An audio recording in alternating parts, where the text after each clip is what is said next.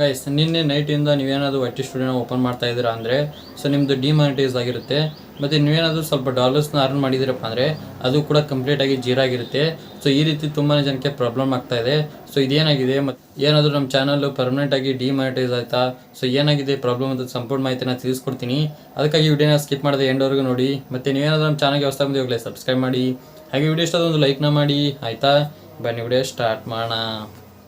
Guys ನಿನ್ನೆ night IT ಸ್ಟುಡಿಯೋನ open ಮಾಡಿದೆ.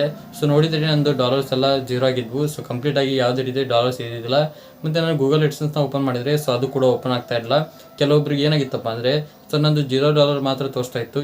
ಇನ್ನು ಕೆಲವೊಂದು ಸೊ ಡಿಮಾನಿಟೈಸ್ ಆಗಿತ್ತು. ಸೊ ತುಂಬಾ ಜನಕ್ಕೆ ಈ ರೀತಿ ಪ್ರಾಬ್ಲಮ್ ಆಗಿತ್ತು. ಆದರೆ ನಾನು IT ಸ್ಟುಡಿಯೋನ ಅಪ್ಡೇಟ್ ಮಾಡ್ಕೊಳ್ಳೋಕೆ ಹೋದೆ. ಸೊ ನಂದು ಕಂಪ್ಲೀಟಾಗಿ ಅಪ್ಡೇಟ್ ಆಗೇ ಇತ್ತು.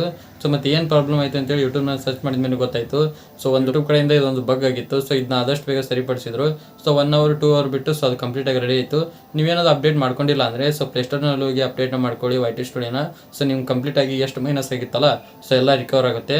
ಸೊ ಯಾವುದೇ ರೀತಿ ಹೆದರ್ಕೊಳ್ಳೋ ಅವಶ್ಯಕತೆ ಇಲ್ಲ. ಯಾಕಪ್ಪ ಅಂದರೆ ಯಾವುದೇ ರೀತಿ ಪ್ರಾಬ್ಲಮ್ ಆಗಿಲ್ಲ. ಸೊ ಇದು ಯೂಟ್ಯೂಬ್ ಕಡೆಯಿಂದ ಆಗಿರೋ ಪ್ರಾಬ್ಲಮ್ಮು. ಸೊ ಆದಷ್ಟು ಬೇಗ ಸರಿ ಮಾಡಿದ್ದಾರೆ.